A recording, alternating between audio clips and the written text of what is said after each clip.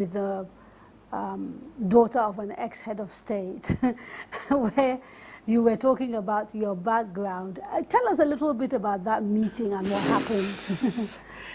It was the former First Lady of Zamfara State, Aisha Babangida. Funny enough, my father was in the military, like I said earlier on, and was a driver. And my father happens to be one of his drivers. Of President, former head of state, General Ibrahim Babangida. And we are now talking to, I think it's Action Aid's the collaboration on the girl child that I was talking about. And I was one of the speakers. And I just looked at it and I said, what an irony of life. If anybody could for one day think that I, Binta Masi Garba, will sit down on the same table with a girl that my father was her father's driver, then I wouldn't believe it. But today is history.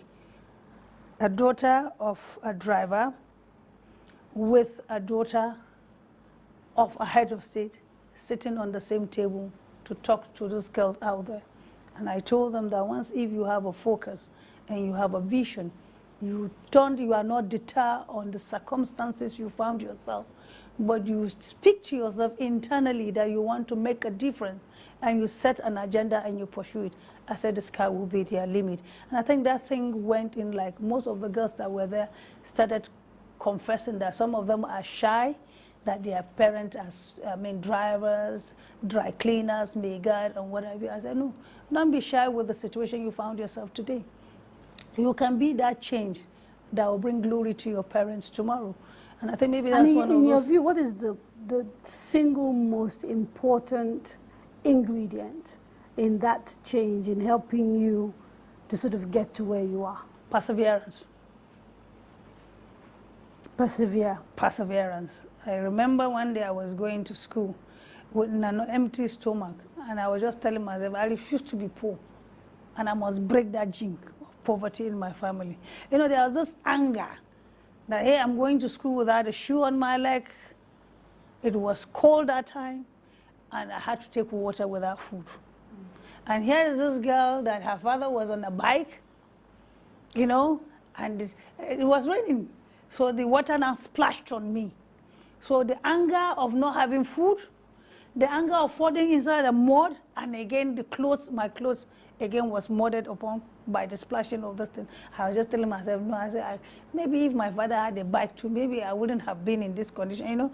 So the perseverance was that I want to make a difference, I want to change my life against the one that I found my parents in.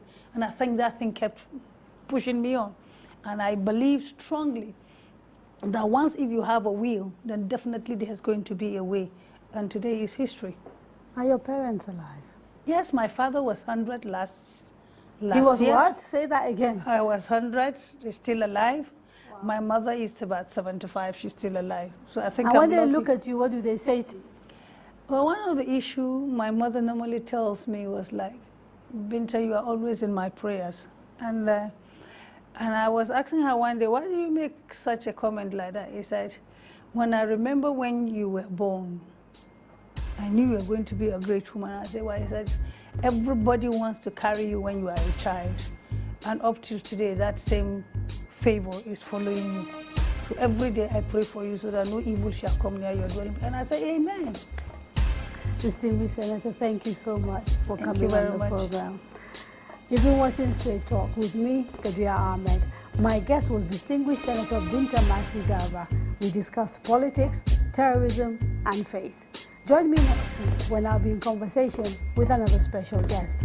Have a good evening.